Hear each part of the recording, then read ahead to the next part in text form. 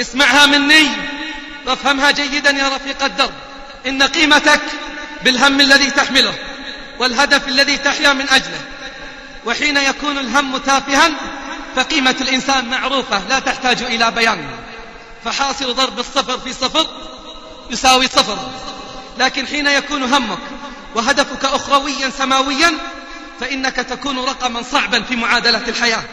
واعلم أنه من رضي بالدون فهو دون، ومن يتهيب صعود الجبال يعيش أبد الدهر بين الحفر. أوصيك أخيرا ونفسي بتقوى الله. أوصيك أخيرا ونفسي بتقوى الله.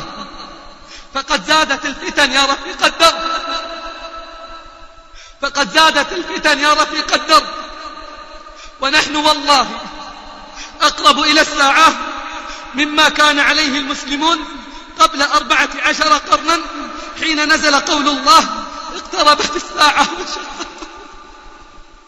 قال الله اقترب للناس حسابهم وهم في غفلة معرضون. ما يأتيهم من ذكر من ربهم محدث إلا استمعوه وهم يلعبون لاهية قلوبهم.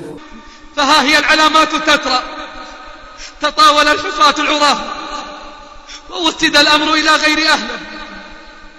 ورأينا الكاسيات العاريات شربت الخمور واستحلت المعازف والقينات وانتشر الربا وتركت الصلوات.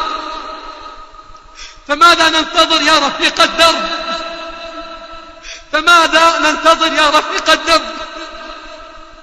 قال الله فهل ينظرون إلا الساعة أن تأتيهم بغتة فقد جاء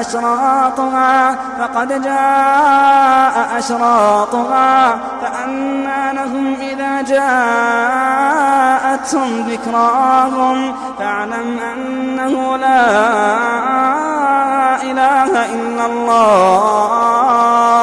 فاعلم أنه لا إله إلا الله واستغفر لذنبك وللمؤمنين والمؤمنات.